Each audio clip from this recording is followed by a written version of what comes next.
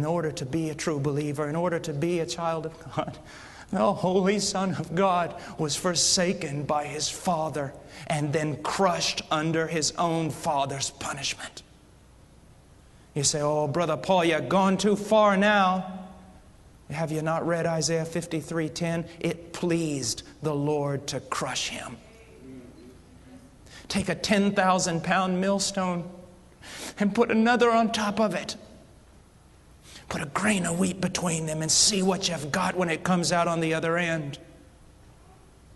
Take a dam 100,000 miles high and 100,000 miles wide and have it break in front of you.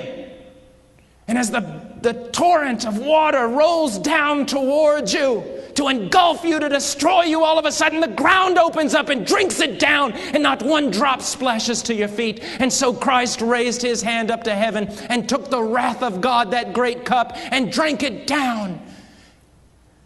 And when He cried out, "It is finished," He turned it over and not one drop came out. He drank the wrath of God and satisfied justice and appeased wrath, and therefore God can now be just and justify the sinner. This is what He's done. This is what He has done. The Puritans spoke a lot about repentance, not only from sin, but repentance from good works. You say, what do you mean? There is a real sense in which repentance is simply this: you give up from trying to justify yourself. You just quit. You see that every one of your most righteous deeds is better than filthy rags, and you detest them, and you throw them to the floor, and you stand there before God and say, unless you move on my behalf, I am damned. And you believe. You believe. You trust.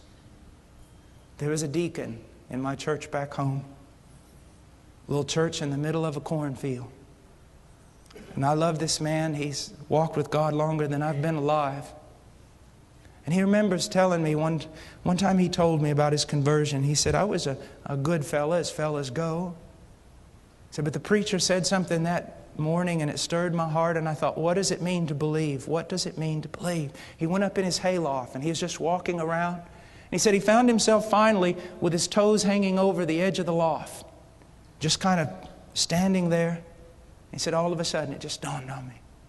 And this is what he said: Lord, I am going to trust, place my confidence exclusively, only in what your Son has done for me. And if that very thing, if what He has done for me is not strong enough to save me, then I will go to hell, because I will not trust in another thing. Right now, if this preacher died, he would go to heaven. Not because I spent years in the jungles and the Andes Mountains of Peru.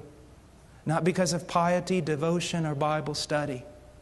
Not because of denominational affiliation, baptism, or participation in the Lord's Supper. If I died right now, I would go to heaven, because 2,000 years ago, the Son of God shed His blood for this wretched man. And that is my hope. And I expect that that scarlet thread is strong enough to hold me when I swing out into eternity upon it. Please visit our website at heartcrymissionary.com. There you will find information about the ministry, our purpose, beliefs and methodologies, and extensive information about the missionaries we are privileged to serve.